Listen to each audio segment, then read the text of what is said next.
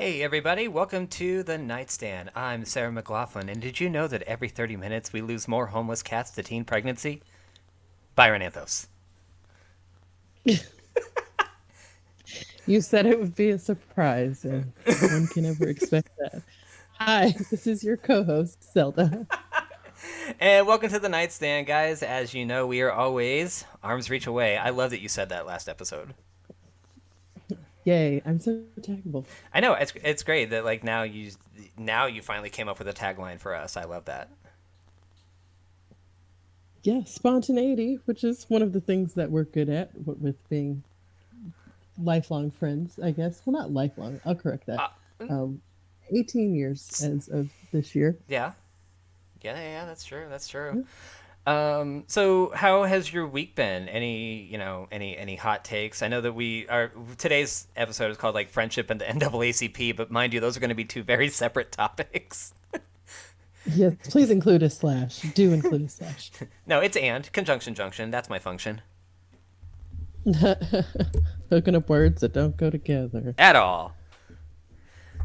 Yeah, But yeah. So I think you go ahead. oh god damn it. Okay. Well, we were talking last week, and one of my other friends had like made this really heated post about the NAACP in California. Um, it was something about rejecting a grant. I think it was actually it was like Wells Fargo Bank was they gave a substantial like millions and millions and millions of dollars in a grant, and then it was rejected. And my friend in particular was like very heated, said the NAACP doesn't do their job, and naturally, I was curious. So for those that don't know, can you tell them exactly like what the NAACP is all about and stuff while I pull this up? Yes. So, a short history. It stands for the National Advancement of the Association of Colored People, back when we were colored. And it's an organization that has fought to bring equal civil rights to Black people for over 100 years now. So, they started with anti lynching campaigns. I.W. Wells was a prolific member. Martin Luther King and others benefited from their legal support, their fundraising ability, their PR. So, although they shortened their name to NAACP, one, because it's easier to say, but also because we are no longer considered colored, There you go. they're still behind the scenes trying to do things to bring up the Black community. So, Which I think we can all this get behind. article, yes, yes. I mean, they expand to people of other origins as well, but got to recognize those roots. So this article that Byron sent me was from katv.com. We'll be sure to link that in our episode information. But it was actually a proposed reparations package. So reparations are a hot topic right now, with good reason. So for those of you that don't know, some people think that Black people should get some sort of money or compensation for all of the free and forced labor that their ancestors, I'll say my ancestors, I'm Black, There you go. um, were forced to endure. And as a result, it's left us behind the curve on things like generational wealth, education, status, political power. So some people think, it's our due.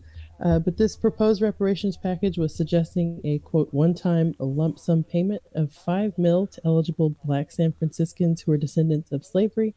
But the pushback was go ahead, Hold on. So Byron. before the pushback, like I tried to find the actual letter. My friend actually has this posted up somewhere, and the only thing on this language that is not clear is that per person, or is that just a lump sum for everybody to be divided amongst?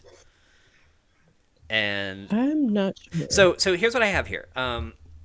The Wells Fargo announces $50 million grant to NAACPs, and that's I think also the big disparaging the discrepancy between the 50 million grant to the 5 million reparation. There isn't really an accounting for any of that. I'm sure it was distributed across probably 10 other communities. But the San Francisco Business Wire says that today Wells Fargo announced a $50 million grant to support the nation's largest civil rights and social justice organization in its continued efforts to advance racial equity in America. Wells Fargo's grants will strengthen the NAACP's. This is like directly to the NAACP.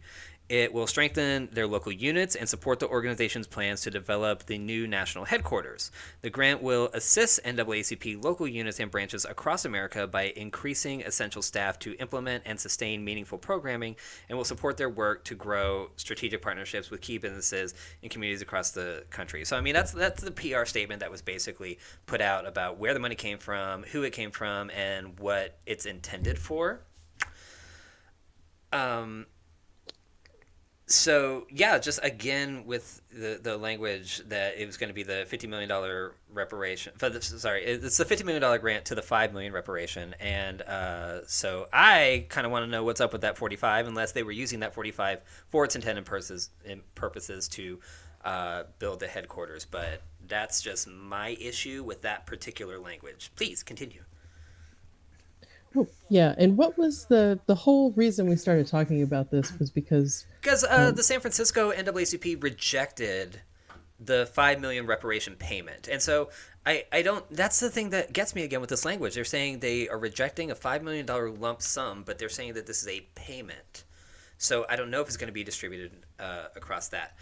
But yeah, from the excuse me, the San Francisco branch last week they issued this statement, a formal rejection letter, which also we need to talk about that word rejection after this.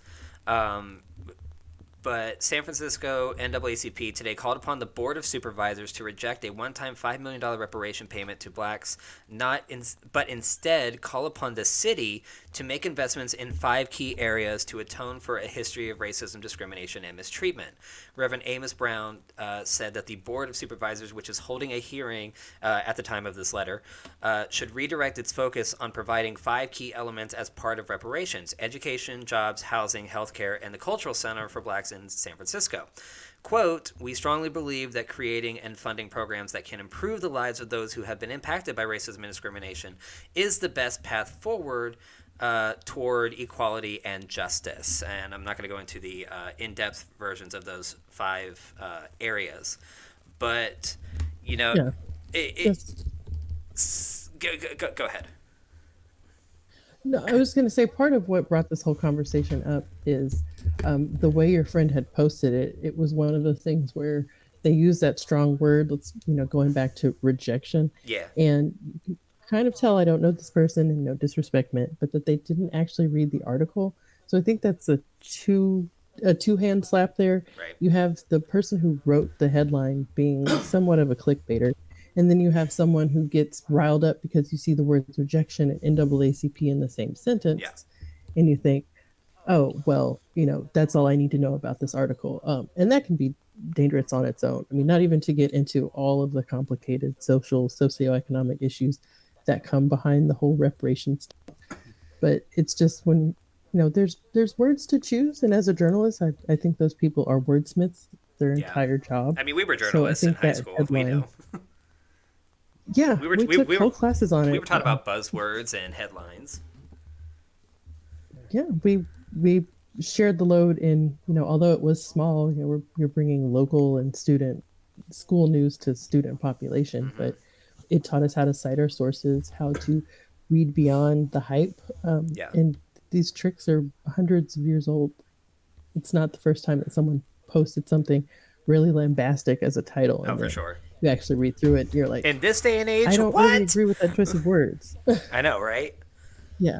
But I mean, reject is the correct word. I just think there was a way to maybe soften that so it didn't I think it's. make it seem to audiences. Well, I think you said it right that It's cringe. it was the clickbait, because I mean, if you see NAACP rejects 5 million reparations, one, you've now pissed everybody off, and that's going to make them click. But And San Francisco. Everybody hates California. But but I wasn't the only one that had issues with the language because further in the KATV article it says the proposed plan received lots of scrutiny, particularly related to its suggestion that eligible San Franciscans get a one-time lump sum payment of $5 million.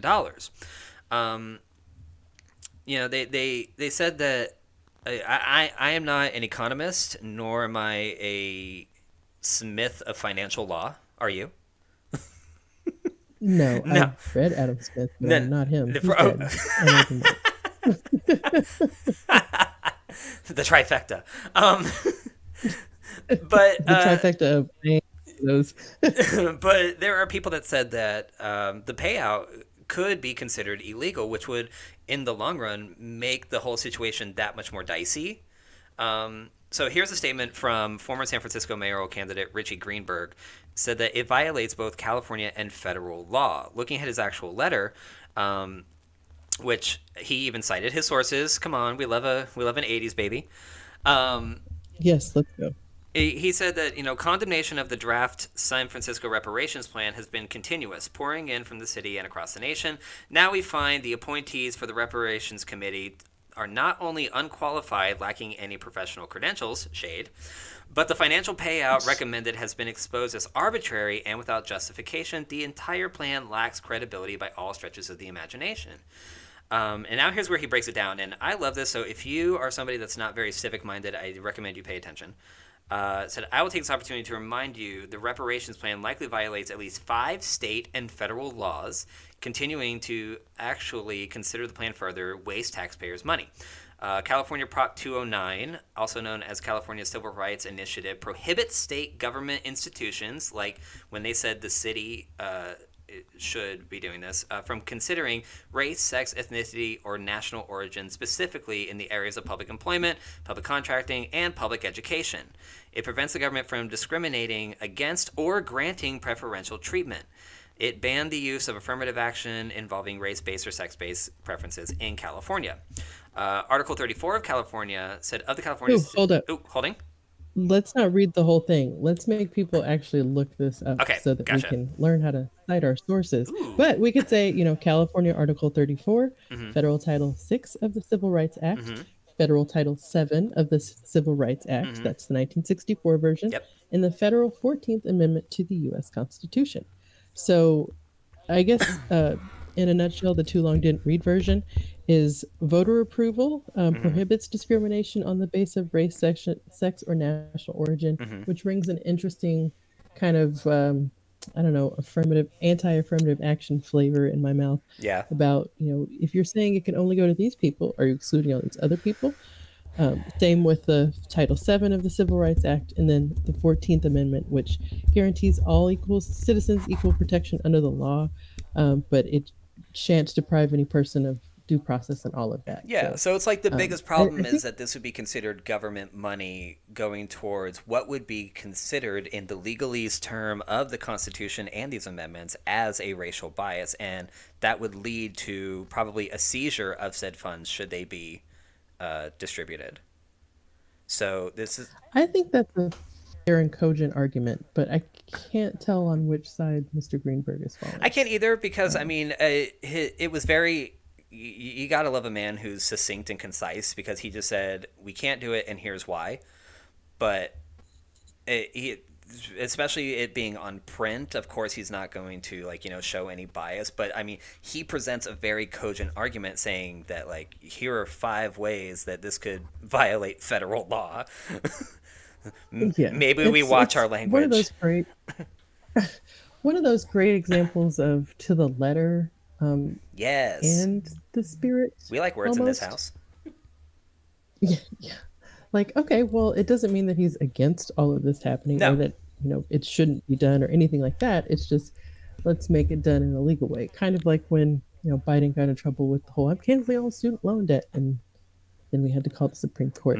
But I think, I love a good legal argument. I'm one of those people who will always stand for the correct interpretation of the law when I feel like justice can be served, even though that sometimes may be an unpopular opinion. Oh yeah. And I think this is a great example of that. Like some people may be on the, oh, this is just like the 40 acres and a mule thing. You say you're going to give us, which never happened, by the way. You're going to give us this, and then we get nothing. But it sounds like it's still evolving. So I'd like to keep an eye on this and see what Well, happens. I think that every reaction to it has been, we know what the road to hell is paved with, but and that Yeah. and really this is a good example of that situation because now nothing is going to happen other than NAACP has the grant money and they can do whatever they want with it, but like nothing is going to happen in terms of reparations because you do want to make sure that you are abiding by the letter of intent and legalese. And that's where, if you guys check out the articles that we just said that Greenberg had cited, then you'll see that some of these letters were actually very concise about saying, you cannot, it prevents you from discriminating or granting preferential treatment. And it's likely that this could be viewed as preferential treatment. You just want to be sure. Yeah. And I think I my think own two it's cents, which it's is like kind of the it's like point of ethics this here. versus morality. Yeah. And I think that knowing that there are people that still want this to happen, I think someone should say, hey, you should do this legally because when I want this to be done right and in a way that no one can question or try to legalese, black folks out of more than we've already been legalized out of. I'm sorry, I'm not using better words, but I I get kind mean, of passionate about this. no, of course, and I mean It's that's like, fair. There's a precedent. so yeah, there definitely is. So I think do it in a way that is legally sound and binding, and there just should be, and maybe this is another episode, there just should be some sort of atonement for all that me and millions of other people around this country and around the world for that point Yeah. aren't going to get to have as a result of this. So I'm glad that people are still, rattling sabers about it. I just hope we can get it moved across the finish line.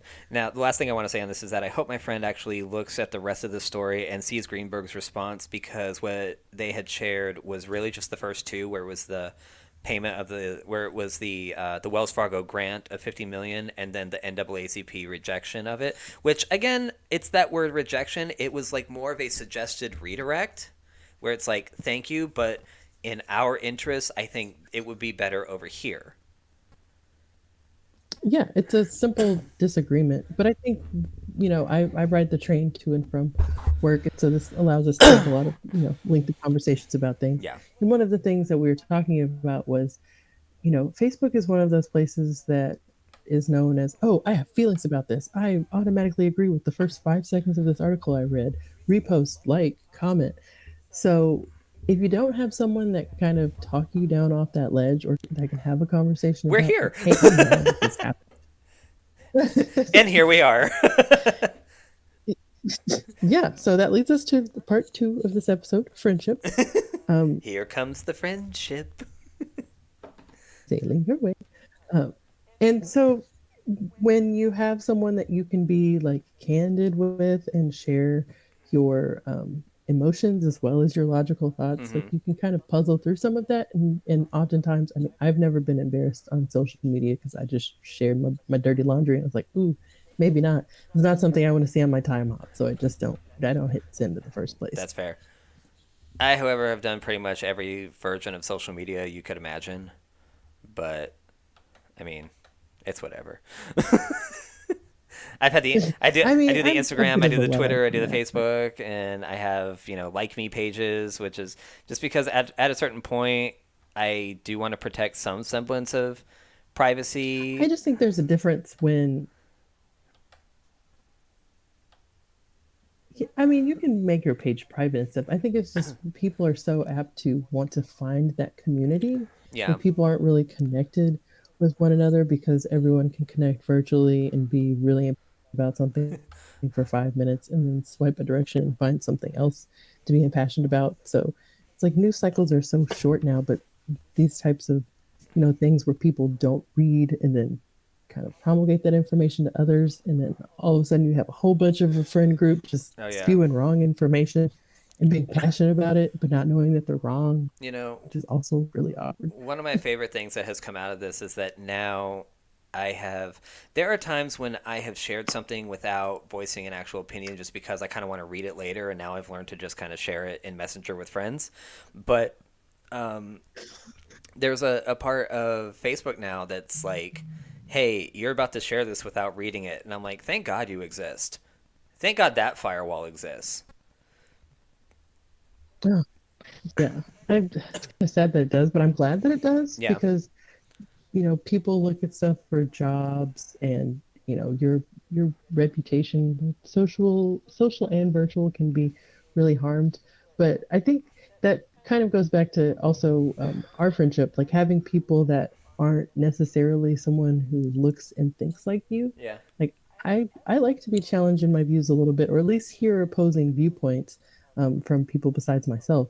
So if you were to ever look at us in person, you'd be like, these people Yes, us. friends Yeah. with. Yes. Um, but it's precisely like, I think that's why we work so well. It's like we're different on a lot of things, but foundationally the same. And just even our story, like we started off as, how many people were in our friend group? I don't even remember. That was high school, and Well, I've suppressed a lot of that. well, remember we also had that other theater group that hung out with us sometimes. But okay, hold on. Let's see. One, two, three, four, five. I want to say five, sometimes six, maybe nine with the other theater group. 'Cause I think only three of them ever really hung out with Yeah. us. So picture it, early 2000s. We were the journalism, we've already dropped that, and theater kids. You were in band, so you can only imagine how wildly popular. I mean, everyone wanted to I be was with out of us. band at the time. I'm Oh, well, Were I'm also Were you there? black in a mostly rural area. Oh Yeah, yeah, yeah. hello. Yeah, I was there. I was there. And so that was, and I transferred, and that was really hard to fit in. So we were kind of in the misfit group anyway. We moved in a lot of different circles, but didn't really ever belong to one. Yeah. And bless our little hearts, we tried to maintain contact after high school, and just one by one, like a blooming onion, people were just peeling off. I think the And then last I think the last thing that I said to any of them aside from actually messaging on Facebook was they called me when I kind of got ghost outed when I was in college because like I left a computer logged in and somebody went on there and be like, "Oh, by the way, I'm gay." And I didn't even know it was like that for. This was when Facebook was just for college students, by the way. yeah, Way back yeah. when. And Everyone lied on that age. bro, you know they did. Um, but this was, and so they were like, "Oh, by the way, I'm gay," and everybody just like kind of had a field day with it for a day. And then like some of my friends actually messaged me and they're like, "Okay, we want to know which one of us turned you," and I was like, "No, none of you, Rachel." No, I'm just kidding. I was like, none of you, absolutely none of you, had nothing to do with you. But I had to go back on the next day and say like, I didn't do that, but I am, but it's also kind of showed me the level of friendship because you knew, but then You thought I knew? I thought you knew. Oh, before? No, I knew when you came out. Yes. Okay. Okay, well, Yeah. I think I told you before, like actually coming out. Like I might have told you when I don't remember how I told you, so let's not waste time on that. But like you knew, Yeah, and it then happened. I yeah, remember that. yes, and then it showed how many other people didn't know shit about me and only tried to get contact when something sensational, like you said, we grew up in a rural town, something sensational happened, it was scandalous, and it's like whatever, y'all knew, Yeah, it was you kind of made fun of me for chaos. 12 years, y'all Yeah. knew.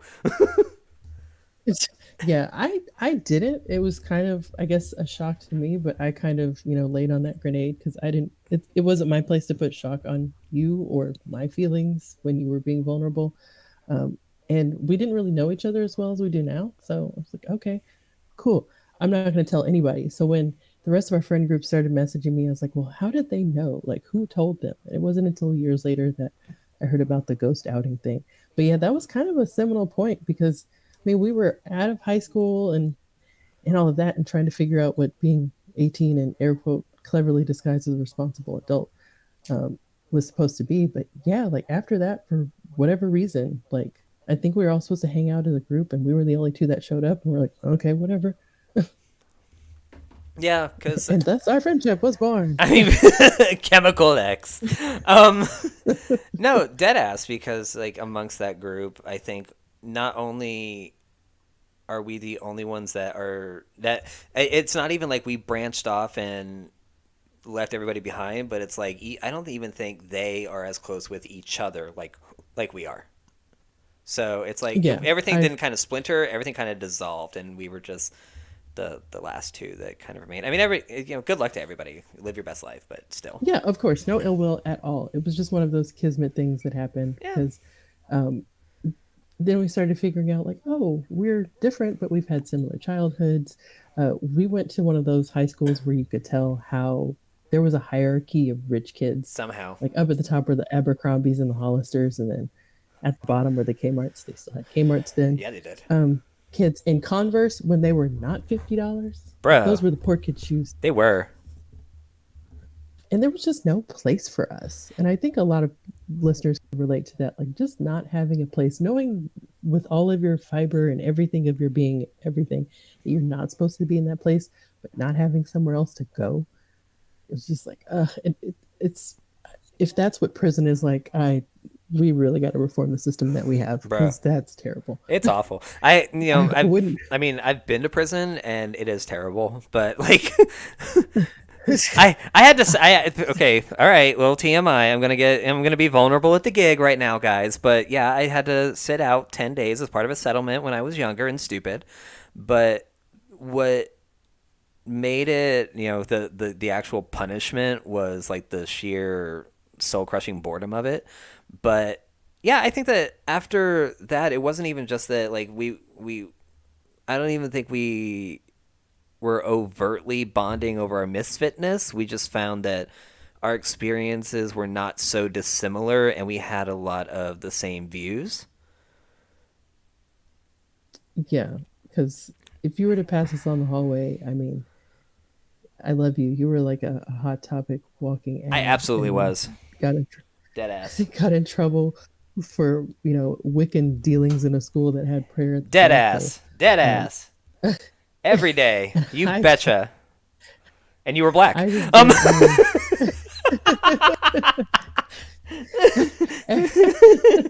And I'm Eric. sevenfold.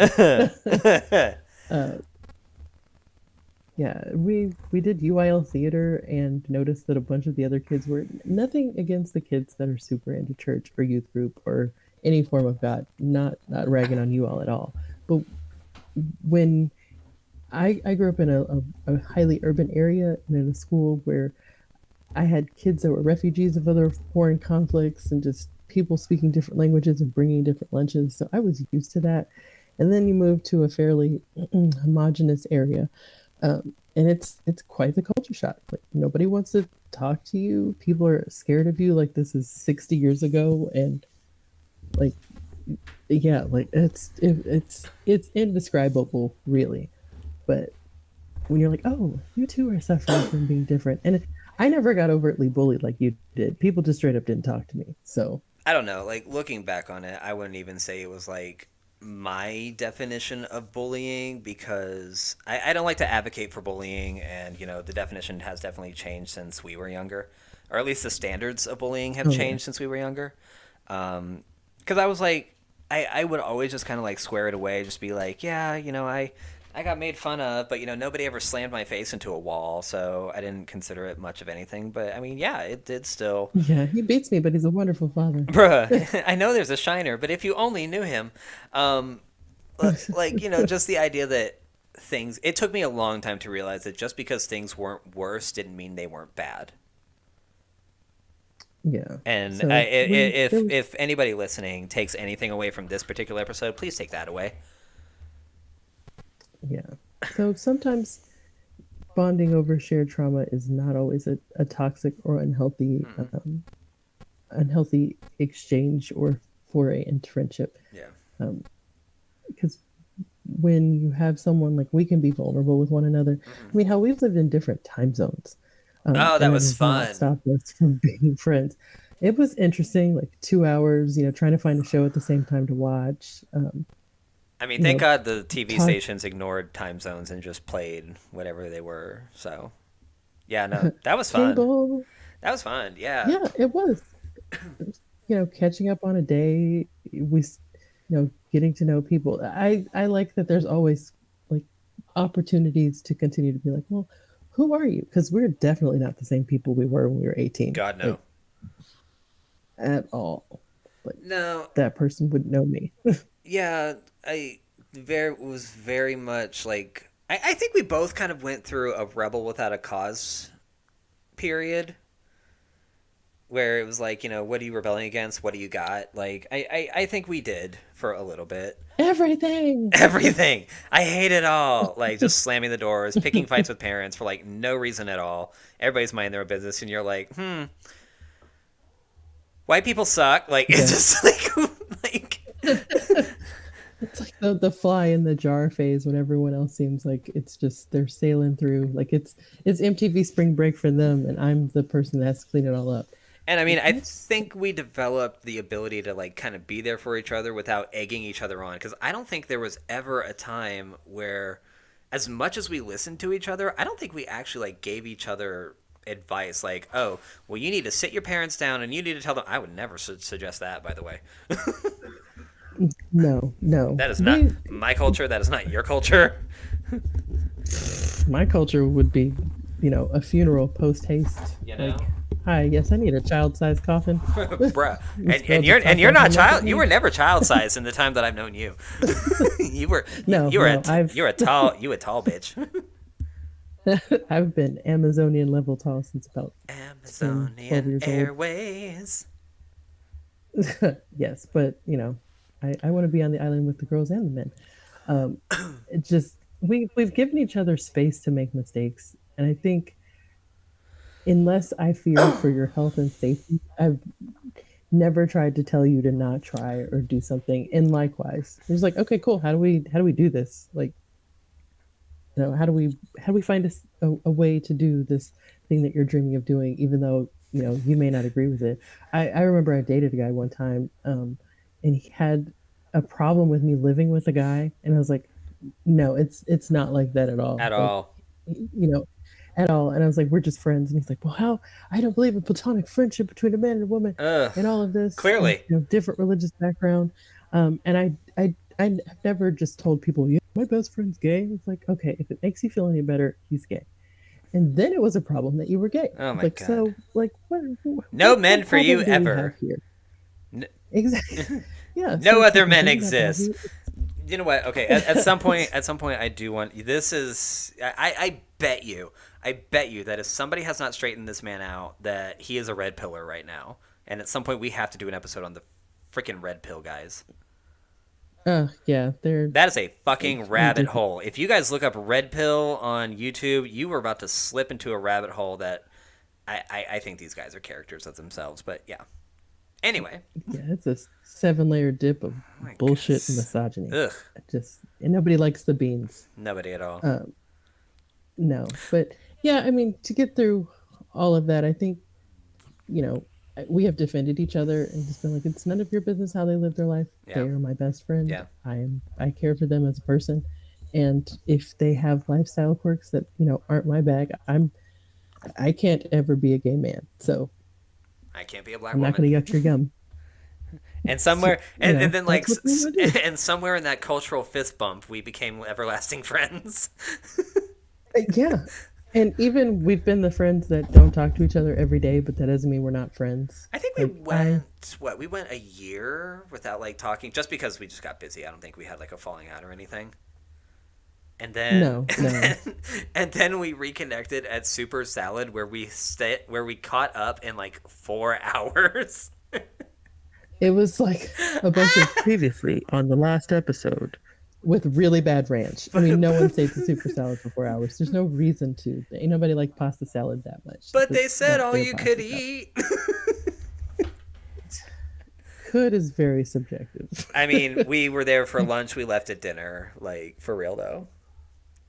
Yeah, and that's what it is. So it's lovely, and I hope through hearing more about what our listeners want to talk about and things that they're struggling with, or people not using their feelings correctly in the news, that other Well, people can maybe find I think I ways have to connect like that too. I think I have a couple of other friends that are subscribed to our YouTube channel. Thank you guys, and I know that they're probably going through right now. I just saw somebody post that another wrestler friend had passed away. Not sure the I'm circumstances, sorry. but they were somebody that was very close to another friend of mine. So I'm trying to reach out and say, "Hey, how you going?" And coming off the heels of a couple of weeks ago, another friend had passed away. It's just a lot Mm. of that going on, and I know somebody else made a video uh, last night, and I think I reached out to her because I realized we hadn't talked for a year, and honestly, it was her fault because I responded. She did not. Um, but enough of the blame game. Life left you on red. So. you know, but she's kind of going through it too, and I just wanted to kind of reach out and anybody that wants to kind of put their stamp on whatever they're going through and seek unbiased opinions, you can absolutely call or text us. Our number, of course, is 972-836-6275. Lines are open now. No, like This will be open when we check the voicemail. they are. So, of course, anybody can call me as well. And I'm sure your friends can call you as well. But if there's, something you want to be a little bit more vulnerable about, but anonymous, we will have phone numbers that show up, but no contact information is assigned to it. So Safe, sane, and consensual. please, and just remember They're all things. That's there is no therapy like therapy. Yeah, everyone should do it at least once, maybe several times. It's like reading a book that you've already read before. That book is yourself, You know what? and each time you take it in a way differently. When I was younger, I hardcore rejected the idea, and I think it was just the manner that it was given to me. Uh, Same. well, I can't remember what I was going through at the time, but it was my parents. I say parents, but stepdad. They had divorced, and I know it wasn't that because when they told me they were divorcing, I said, "Good. I think you should." I was 10 years old, and I had more self awareness than they did. Um, but and then like And no alimony payments. well, yeah, but it's like the weird thing is, I know why I fought against it. It's because at this time that means my mother became a single mother, so she was working hard, keeping the house, and trying to keep me in line. And my stepdad was trying to figure his life out and everything. Everybody was going through their own shit. I was starting to become a teenager, and there was like very little communication between any of us. And then it's like the one time there was communication, my stepdad like handed me a book of like self-help activities, and I'm like, or you could talk. It's like Yeah, I don't want to have to scrabble my feelings as an adult. and that's like something that you actually really understand about me. It's that sometimes I need to just do something else, or I need to focus on what I'm doing, but it doesn't mean that I'm like in emotional turmoil. Yeah, dejected, triple word score. No, Basically, and yeah, I know yours too, and it's just like that's why I know that after a while I just have to send a text like, "Hey, signs of life, please." yes, yes. I'm very fortunate to have at least 4 people that will put out an APB if they don't hear from me on a daily basis, Of course. and you are one of them. Yep. Uh, so it's also having the language to know oneself enough to say, "Hey, I'm going through something right now, and I don't know what it is. I'm going to be radio silent or offline, or however you choose to say it in your own words." Yeah. And just let people know, I'm not really bad off. I'm just processing something, Mm-hmm. and give me my space. Yeah. I think I've not maintained friendships with a lot of people that I've met. They're like, "Oh my God, I'm so sorry. I'm here for you. I'm here for you. I'm here for you." Okay, great. I didn't order here for you. I ordered silence. Sorry, you can pick up You your got the order at the Longhouse next window. DoorDash. Don't bring that to me. Don't bring that to me. Trainwreck, this is not your station. Keep it moving. Not And Postmates violating spatial awareness. just don't. And that's just me as a person. And I know myself well enough to know that I do not do well with Yeah. that energy coming at me. Yeah. And neither do you. There are times when maybe sometimes it's necessary, but if someone's asking to give space and it's not cause to believe that they may harm themselves or others or small furry animals, then respect it. Yeah. Sometimes people need silence to process things. Yes. And it sounds super helpy, but like there is something to be said about learning your own emotional vocabulary. But aside from that, I saw like the most brilliant meme, and it's those brilliant one sentence moments where it's like communication isn't key, comprehension is. Oh Which yes. is like the most adult way. Capiche? Yeah, yeah, no shit. It's like the most adult way of saying you have one mouth and two ears, so you should be listening twice as much. And it's like everybody is constantly forgetting that because I'm gonna say it. I'm gonna say it. I'm about to get a little soapboxy here in a little bit. But I think that honestly there is a little bit of merit to the idea that this um, let's say in the last 15 years or so, let's say our generation has gotten a little entitled. And the only way I'm going to say that is because we spent a lot of time, uh, doing the self help and the self introspection and everything.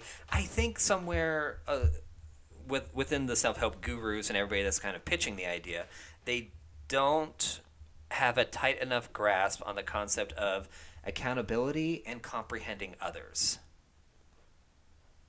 So empathy yeah, I wouldn't say comprehending others is always empathy, No, but it's being yeah, it's like the love language thing. Everyone's like, well, my love language is this and my love language is that. You ask them what their partner's love language is, they're gonna hesitate. They're gonna think about it. yeah. I mean, that can happen, and I think you said something in the previous episode. I think, or maybe we were just talking about this. It kind of blurs sometimes. Um, Emotional vocabulary, I said like I said that like 2 minutes ago. finding. Oh well, 2 minutes ago. Now here we are in the future. Uh, so that emotional vocabulary. So I think to know someone else, you have to know yourself. But for knowing yourself is really hard for some people. Yes. It's like, what do I do? Do I just think about stuff? That just bags me down because I don't like anything about myself. That's probably going to happen, but there's a good old fashioned pros and cons list, or ask people who are not living inside of your head. But I think on the accountability point, I will agree with you. So I think the more we lived our lives online, and especially what the height of the pandemic has taught us, because it's not over, um, Hello. is that when people don't have to deal with the face to face consequences of what they say to someone, then the shock and You can say shock and like awe. like there's yeah, like there's no propriety about what they're doing. I don't even know if that's the right word, but like just being insensible about it. It's like I've said this when we were talking about like war. Like it's a lot easier to kill someone with a gun or with a tank or with something projectile that blows them up. It is a different way to go to war and much more horrible when it's hand to hand combat. So, you can send a nasty tweet, you can, downvote someone, you can use a, ugly emoji or blast in the comments and be a troll, but that's not as easy to do face to face with someone. So I think we have gotten to the point where there's no accountability for people. I mean, there's cancel culture in that, but there just also has to be a way of redeeming that person after they've served their time. I Yeah. mean, not get into prison, but people serve the sentences and then they let them go. So I think it depends. that's Like, not for everybody. yeah, that depends on a case by case basis because I mean, a huge argument against cancel culture is that it really is just accountability, which I'm a fan of accountability, but I'm kind of and I think a lot of the cancel culture came from a lack of accountability being taught. So it's like, hey, we saw you in college doing this thing, 10, 15 years ago, and now everybody's going to hate you. And it's like that people aren't taking responsibility for it. They're trying to kind of explain it away and, bury everybody in the context instead of just saying, you know what, I did it and I can see it being offensive to other people. I like to think that I've grown and evolved since then, depending on, like I said, case by case because if you see something that somebody did illegal in the past, then I mean that's one thing, but there's still such a uh, I think we said it earlier where there's like ethics versus morality, Yes. where it's like Oh, you know what? No, I heard this and it's great. Instead of saying, this is where we can take accountability for some things and also throw throw it into a healthier discussion. Instead of saying like that's offensive, you could say I'm offended. So Yes. it's taken away the Lorax. You don't speak for the trees, and also to say that you know ubiquitously what is offensive or what's not offensive is it's a kind of a social justice arrogance where you're speaking for people that are not here and that are not involved in maybe this particular situation. That is if you are not one of those people. You know what I mean? Yeah, I was gonna say it's a fine Because line. sometimes There's you are. so many different But that's where you multiverse but threads that's where on you can this with but that's where you can say I'm offended. culture. Yeah, yeah. Don't presume to know what other people are feeling because you are feeling something, and it ties it back to that article. Like you can be offended instead of saying I'm lambasting the entire NAACP because I don't feel like they're doing the job that they should do. Hello. There's Arguments can be made, there's but still. difference. And Yeah, I mean, oh my god, one of my pull five people get friends. five different opinions. Yes, and one of my friends says the greatest thing. She says, "This is a problem. This may not necessarily be your problem." It's like, Exactly. hello.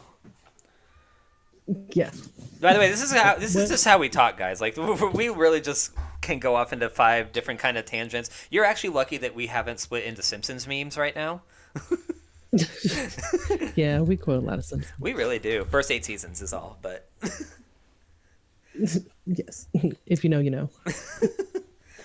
but yeah, I think that there definitely, and I the reason why I think this is important to our topic of friendship is because that has kind of, I think, stunted people's ability to make and retain friendships. It's because Oh yeah, it's hard as an adult. oh my god, you know what I hate? You know what I hate above all else is people that say, "This is me, and you just have to deal with it." Guess what? I don't have to do. Hmm.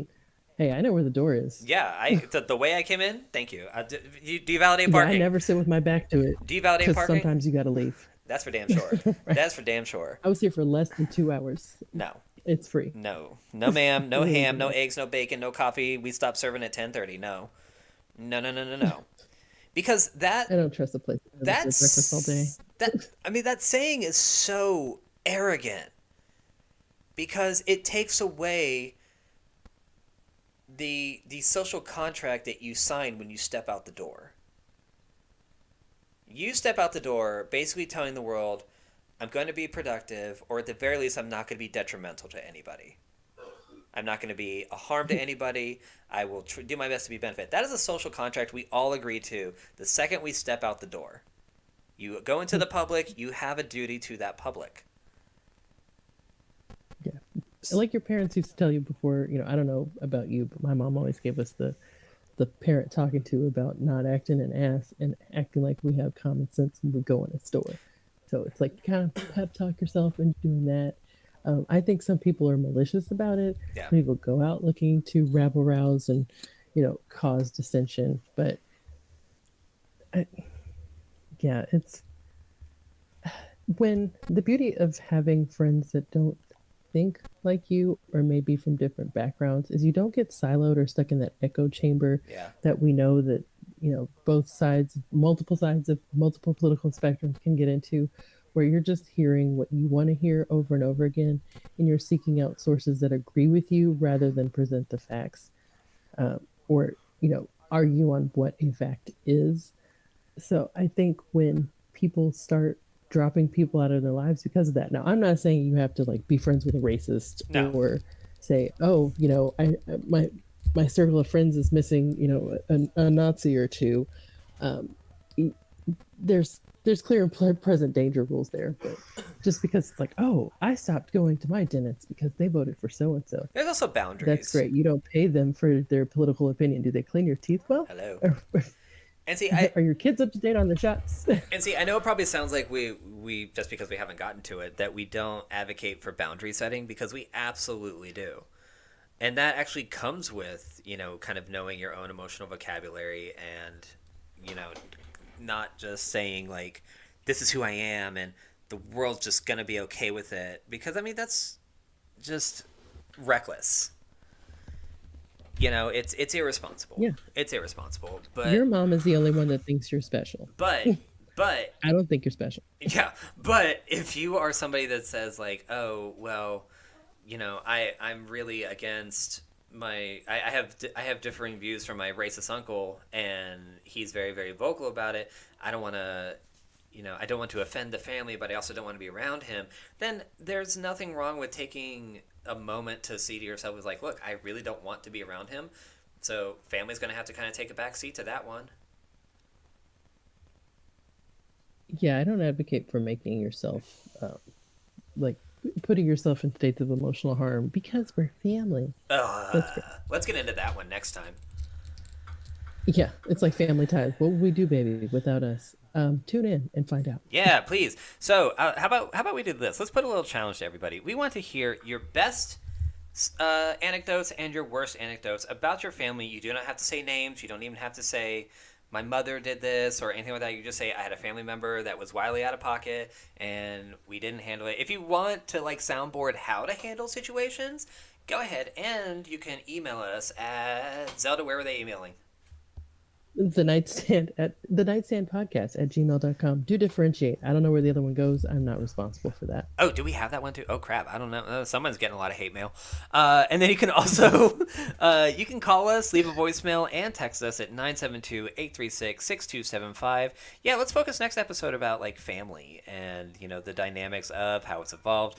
I think we're going to throw up a lot of topics before we actually get to the red pill, because when you talk about family, you're going to tend to go into like relationship dynamics and stuff and the evolution into feminism. So we're going to kind of keep it as nuanced as we can within a slightly less than an hour show. We're trying. Look, we are loquacious. Let's look that up. Real word that she used correctly. But we are... We are learning this together, so we want to thank you guys for tuning in. We might do more on friendship, but as always, we are going to have a hot take. Today's was the NAACP from this week. I will be out of pocket for the next couple of days because I'm going to New York. I don't know why we didn't even mention that. I'm going to New York in 2 days. Woo! I'm so excited for you for this one. Ooh, maybe we should have an episode about that. We could do a follow-up episode, like when I get back. Do you want to tell them or no it's I'm going to Easton Mountain in Greenwich, New York, so it's upstate. Easton Mountain. It is for sorry, it just has that name. It really does it sounds like rehab, but it is I'm going for a men's polyamorous retreat, and I'm hosting 2 workshops based on the work that I did on my previous podcast. We did an episode on ethical non-monogamy, and which we'll probably do an episode on that here as well. And they really like the research. They really like the research that I put into it, to be as clear and concise about it. I stayed very down the middle, not really advocating it over monogamy, but saying that it still had its merit, and like, yay, go polyamory, but also reel it in a little bit. Not everybody has to be with you. Which I think is just the best way to go with topics that you may not know as much about. But yes, I am getting a free weekend away. I only had to pay for the plane tickets, which was a little bit of a dip, but it's nice to just get away for a little bit. Yeah, that'll be exciting. I can't wait to hear all about it because I lack the equipment to go. That's for sure. They would see me coming a mile away because I am that tall. But I'm going to do some promotion over there, and I'm going to let everybody know that if whatever my experiences is, I'm not going to completely I'm not going to paint the pretty picture. I'm going to paint the actual picture, say this wasn't really my thing, this was, and everything. I'll give them a fair review. So yeah, they asked you to do it, so they're going to get your opinion. Damn right. So, great. And we'd love some feedback about what you all think about the show as well. Please. And also thank you for staying in with the cats this week. Yeah, of course. I'm cat stepmom to everybody, yes. But I miss the babies. I know. So, if you could tell them I have boobs and you don't, and to not walk over them, that'd be great. Yeah, they don't get that a lot, but all right, guys. Well, thank you guys. That is very true for all of us. So, guys, thank you so much for listening. We appreciate the 13 people that have subscribed since last week to the YouTube channel. You guys are awesome. Hopefully, we get some more. And guys, if you like the show, let us know what we can do to keep it going well. And if you don't, keep it to yourself. Nobody needs that vitriol.